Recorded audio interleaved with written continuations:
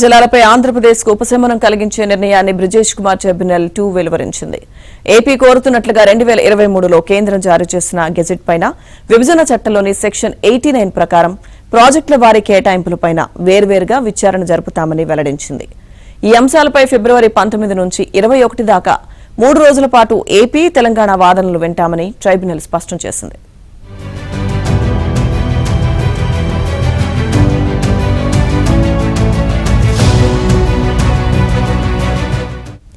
నదీ జలాల విషయంలో ఢిల్లీలో ట్రైబ్యునల్ గురువారం విచారణ చేపట్టింది.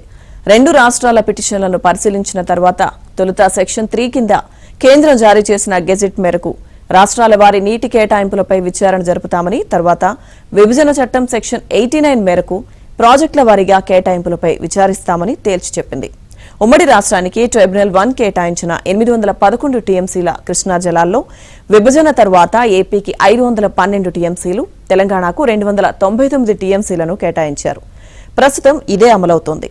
దీన్ని తెలంగాణ వ్యతిరేకిస్తోంది. తమకు సగం వాటా రావాలంటోంది.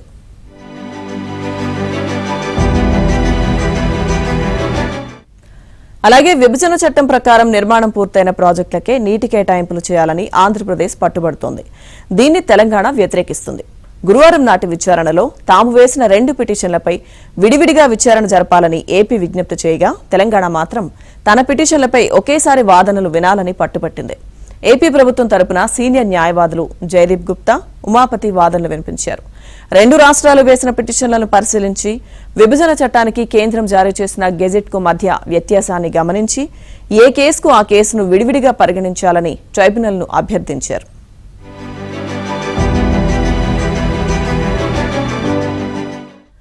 ఇక ట్రైబ్యునల్ విచారణకు మంత్రి ఉత్తమ్ హాజరయ్యారు. గత 11 ఏళ్లలో తెలంగాణ తరపున నీటిపారుదల శాఖ మంత్రి హాజరు కావడం ఇదే తొలిసారి. 2 రాష్ట్రాల వాదనలు విన్న ట్రైబ్యునల్ విభజన చట్టం 89వ సెక్షన్ పరిధిలోని ప్రాజెక్టులకు కేటాయింపులు, 2023లో కేంద్రం జారీ చేసిన గెజెట్ ప్రకారం పంపకాల పునఃసమీక్షపైన విడివిడిగా వాదనలు వింటామని తెలిపింది.